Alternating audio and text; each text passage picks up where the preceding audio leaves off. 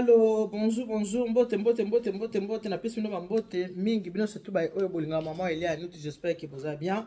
De mon côté, ça va, tout va bien par la grâce de Dieu, nzambe ya mawa aza kobate la biso. Wabino maman Elia Nitu, boyebi ke soki likambo ezali nayaka koloba, so likambo ezali ata na communauté nayaka koloba so likambo ezali, mais oyo nayaka koloba lelo ezali ka nayaka kotalisa na bandeko na biso oyo babengami bana ya bandal. Mikolo ute koleka awa le 14 septembre nayaki na sango ya matanga, sango ya mawa oyo mama na biso atikaki biso na yango. Lelo toza jeudi, lobi vendredi le 4 nde mokolo oyo famille est décidé mpona kokende kotika mama na biso na ndako na ye ya suka to pe na dernière demeure na ye. Alors bandeko nyonso tu oyo boyebi mama ya biso, mama atikaki biso, na expliqué bino la fois passée ndenge mama na biso atikaki biso. Mama na biso babande kobenga ye mama malongi bandal mobimba, bayebi mama moto abugi mama aza te po bana bandal nyonso tu bazaki kozwa malongi kuna bongo epai ya mama na biso mama Albertine Chama Ndundu na kombo na ye babotama ya moyo.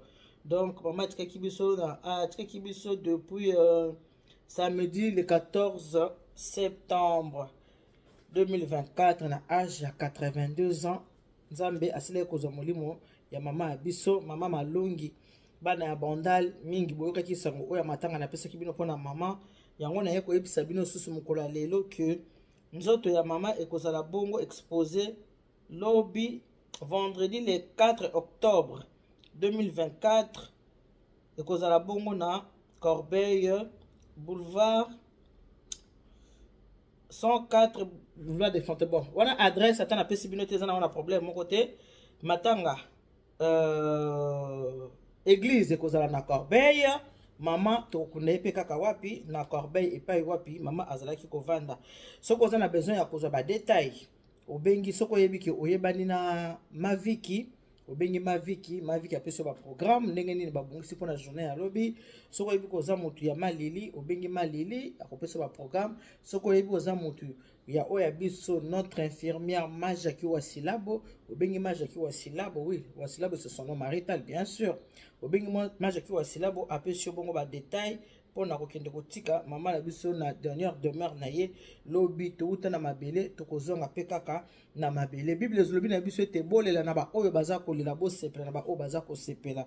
Alors biso sikoyo eza na ntango kosepela te kasi eza na ntango ya kolela, eza na ntango kosepela te eza na ntango ya kolela. Toza kolela mama na biso mama malongi oyo atangisa bandal mobimba, oyo atangisa bana nyonso ya bandal malongi po ete bakende kosala nini, bakende kokula.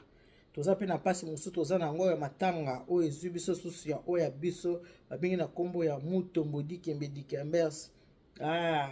Ye pasile kotika biso ba oyo bayebi ete boye bakaki grand basketteur na NBA na wapi na États-Unis d'Amérique, ye pe atikaki biso. Donc programme na nga na pesa bino bandeko na nga yango wana. Soko ozwi video otali oyebi pe mutu mosusu ayebi libota po bana mosusu bautaki na Londres, bato mosusu bana Canada, so yebi libota otindi ke namonaki pa mama Elia Nitu atiaki mpona enterrement ya mama.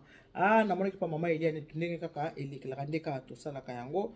Nzambe azala na biso, nzambe abatela biso, apesa libota nyonso tu kimia toko kolala pe na kimia polobi eza journée moko trop difficile. Oui, tango mama tiki biso toyebi ki aza ndako malili, mais lobi eza mokolo oyo bana baza kokabwana na moboti na bango na mama na bango ezaki bakomona ke lisusu te. Lobi eza mokolo suka oyo mama azokende kopema penza libela na libela. Moi message na nango yango wana, que Dieu vous bénisse, God bless you, Mungu anubariki tata nzambe kalusa kumuna nzamba nubesene bana betu. Bonne soirée.